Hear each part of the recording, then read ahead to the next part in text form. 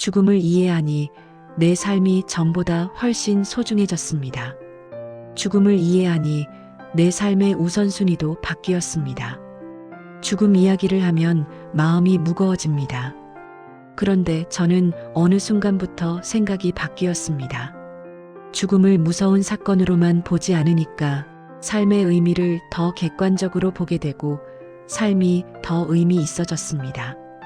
우리는 죽음에 대해 배울 기회가 없었습니다. 학교에서도 사회에서도 죽음은 늘 금기어였습니다. 그러다 보니 죽음은 막연하게 두렵기만 한 존재가 되었습니다. 하지만 생각해보면 우리는 태어나는 법도 배우지 않았지만 모두 태어났습니다. 죽음도 마찬가지입니다. 누구도 피해갈 수 없는 삶의 자연스러운 과정입니다. 오늘 이 영상은 죽음을 무섭게 설명하는 영상이 아닙니다. 오히려 그 반대로 죽음이라는 과정을 조금 이해하고 나면 삶이 어떻게 달라지는지에 대한 이야기입니다. 죽음을 조금 알게 되면 오늘이 왜 이렇게 소중한지 조용히 깨닫게 되는 이야기입니다. 그리고 한 가지 미리 말씀드릴게요. 이 영상은 의료 조언이 아니라 삶을 더 깊이 이해하기 위한 지식의 안내서에 가깝습니다. 죽음이 두려운 이유는 죽음을 모르기 때문입니다. 나이가 들어가면서 죽음은 먼 이야기가 아니게 됩니다. 친구의 부고를 접하고 동창의 명단에서 이름이 하나둘 사라지고 병원에서 정기검진 꼭 받으세요라는 말을 들을 때마다 죽음은 어느새 일상의 그림자처럼 따라옵니다. 그런데 우리는 죽음에 대해 제대로 배운 적이 없습니다.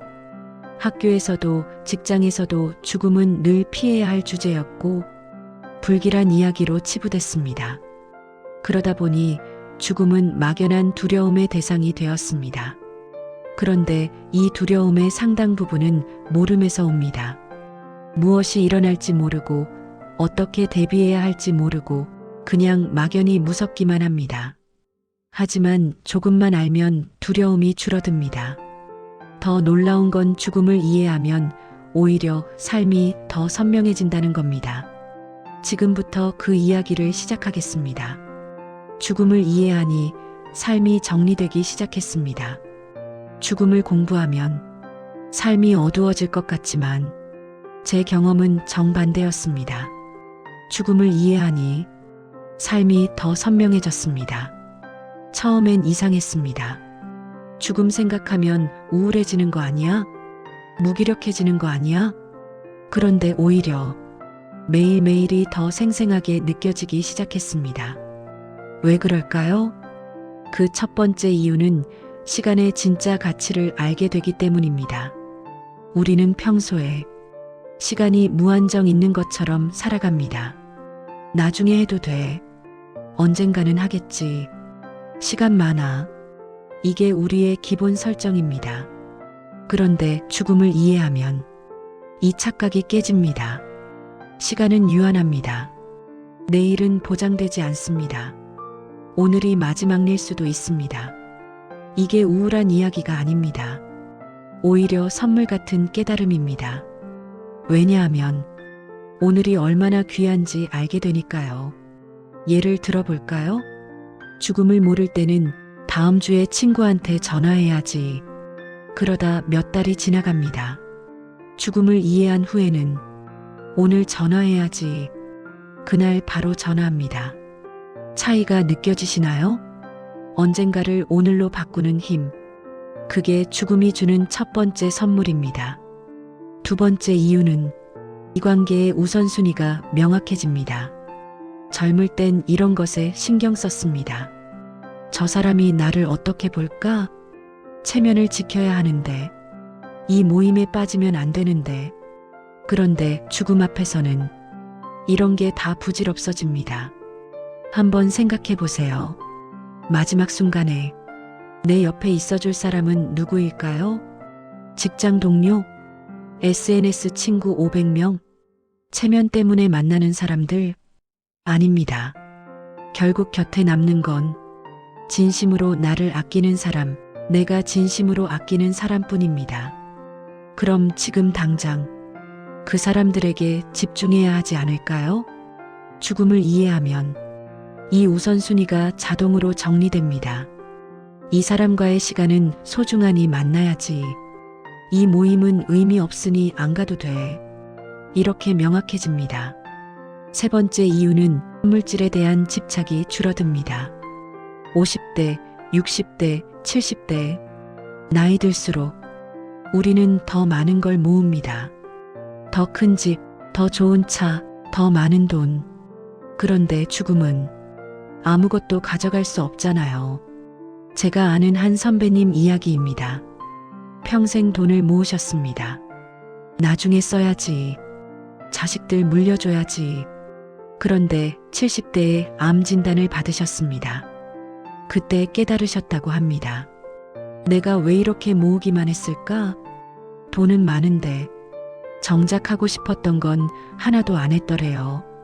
여행도 못 가봤고 좋은 음식도 못 먹어봤고 친구들과 시간도 제대로 못 보냈고 그래서 남은 시간에 하고 싶었던 걸 다 했다고 합니다. 친구들 초대해서 맛있는 거 먹고 가족들과 여행 가고 그분이 하신 말씀이 기억납니다. 죽음을 알고 나니 돈이 전부가 아니더라. 지금 이 순간이 전부더라. 네 번째 이유는 사소한 것에 화내지 않게 됩니다. 우리는 하루에 얼마나 많이 화낼까요? 남편이 양말을 벗어놨다고, 며느리가 전화를 안 받는다고, 손주가 말을 안 듣는다고, 버스가 늦게 온다고. 그런데 죽음을 생각하면 이런 것들이 정말 작아 보입니다. 1년 후에 내가 죽는다면 이런 일로 화낼까? 대부분 아니겠죠. 그렇다면 지금도 화낼 필요가 없는 겁니다. 죽음은 이렇게 삶의 비율 감각을 돌려줍니다. 다섯 번째 이유는 후회를 미리 줄일 수 있습니다. 많은 사람들이 마지막 순간에 후회한다고 합니다. 호스피스 간호사가 쓴 책이 있습니다. 죽음 앞에서 사람들이 가장 후회하는 5가지. 1. 남의 기대가 아닌 내 삶을 살걸. 2. 왜 그렇게 열심히 일만 했나? 3.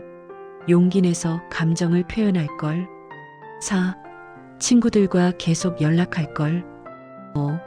나 자신을 더 행복하게 할걸. 보이시나요? 대부분 할 거리입니다. 안 한 것에 대한 후회입니다.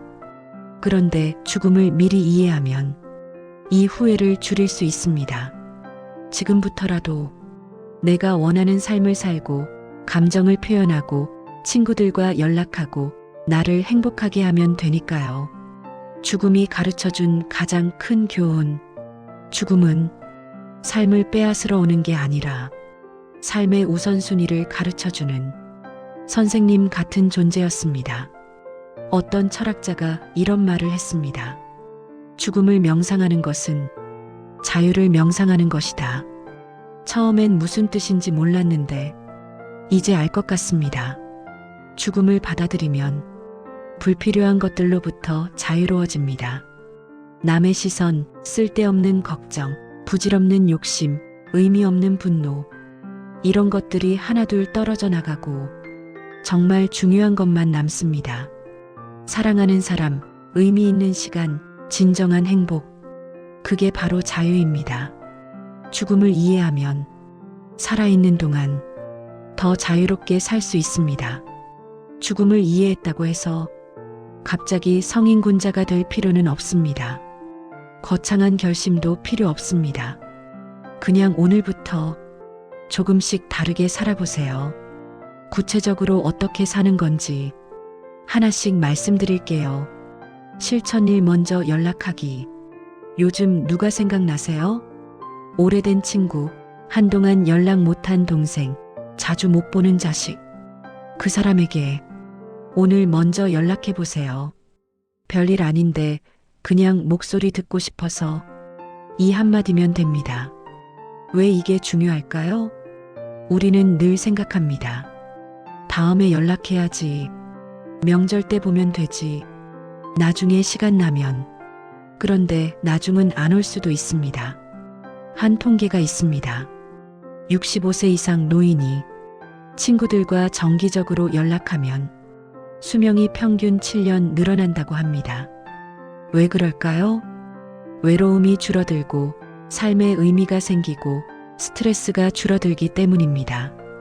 더 중요한 건 나중에 후회하지 않는다는 겁니다. 그때 전화할 걸. 이런 후회 안 하려면 지금 바로 하면 됩니다. 오늘 저녁 딱 한 사람만 떠올려 보세요. 그리고 전화하세요.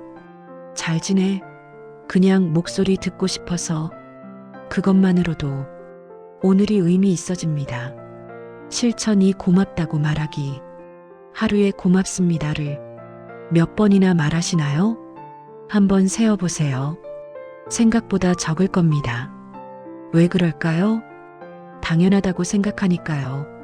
남편이 쓰레기를 버리는 것, 며느리가 반찬을 해오는 것, 자식이 전화하는 것, 다 당연하다고 생각합니다.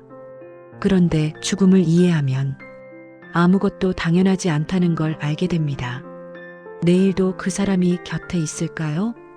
보장할 수 없습니다.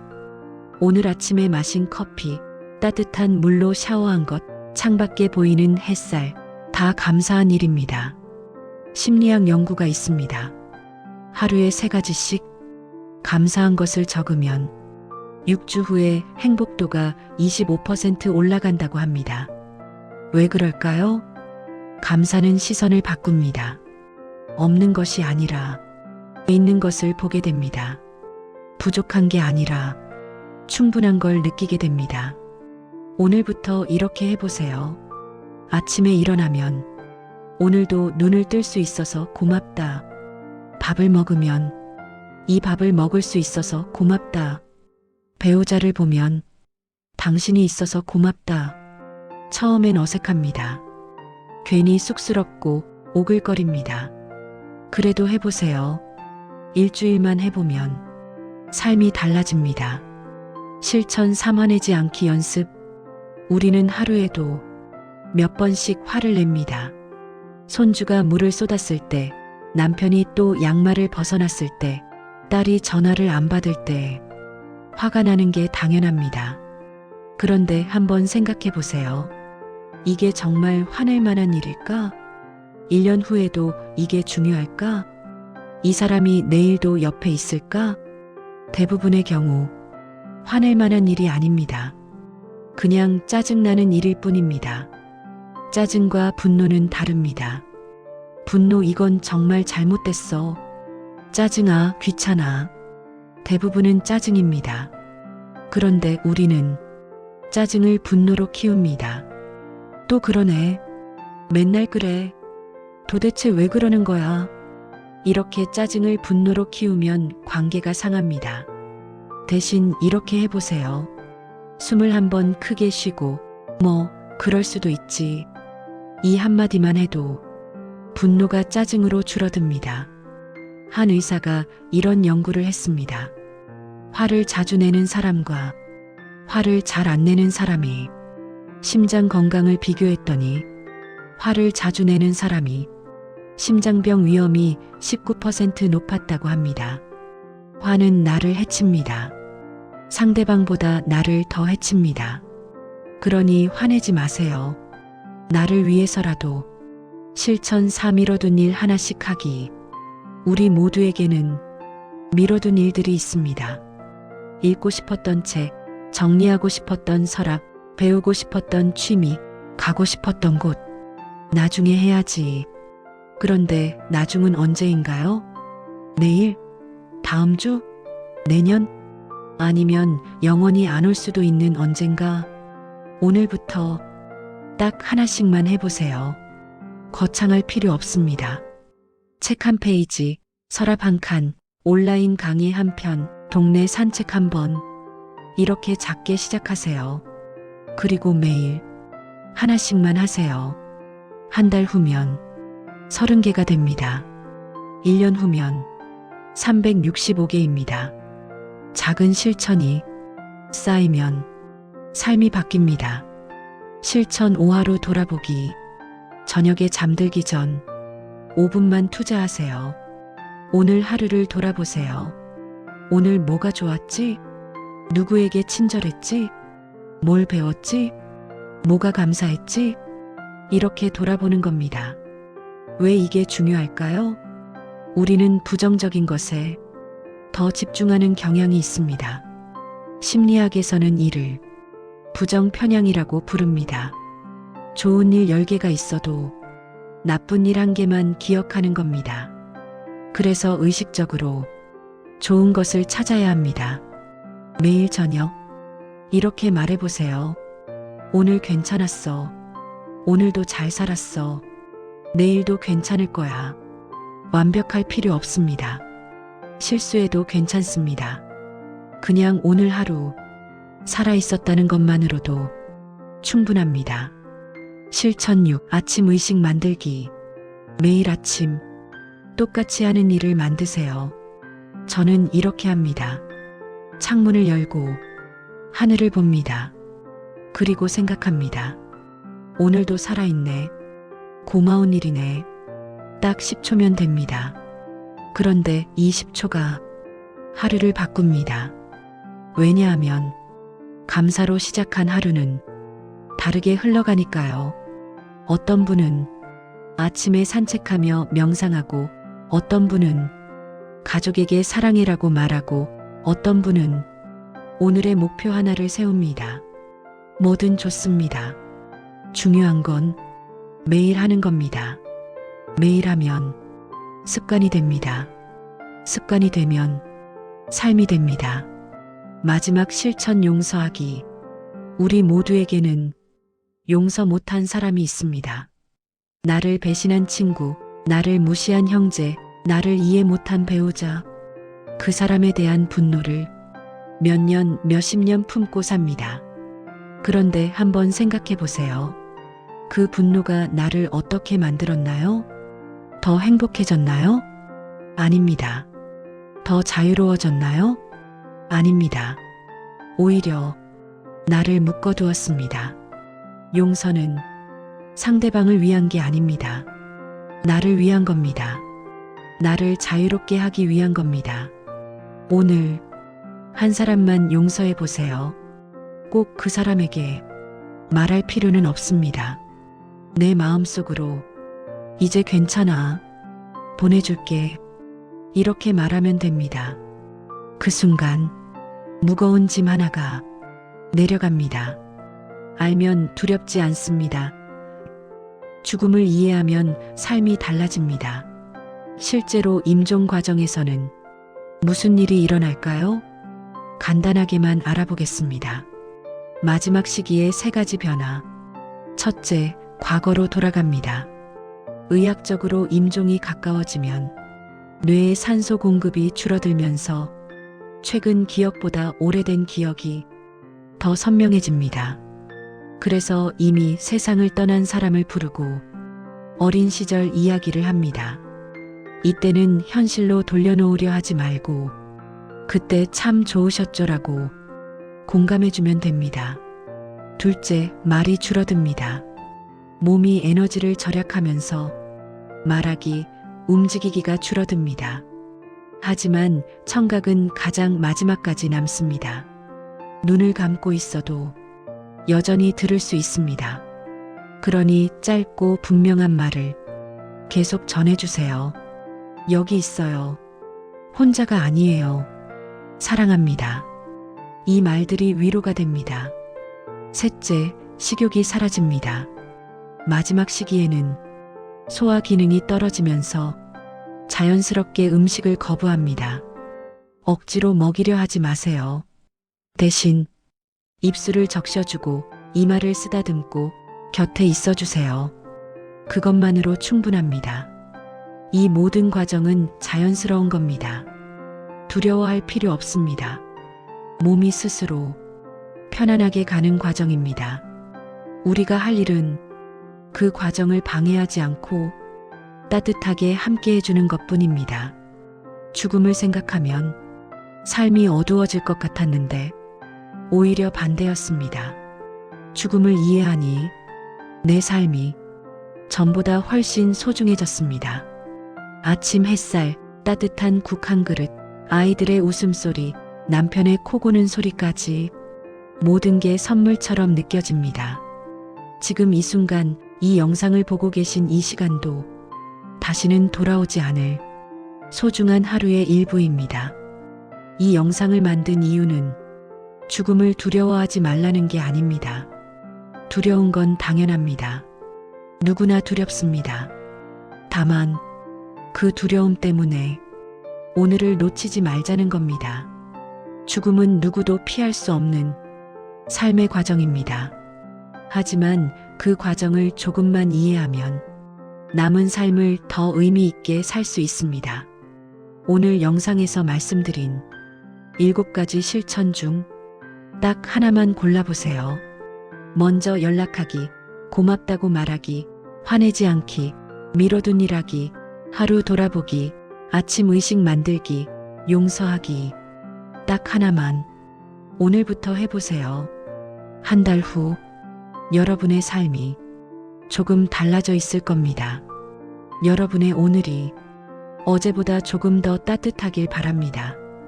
여기까지 시청해 주셔서 감사합니다. 구독과 좋아요는 다음 영상을 만드는데 큰 힘이 됩니다. 다음 영상에서 또 뵙겠습니다. 건강하세요.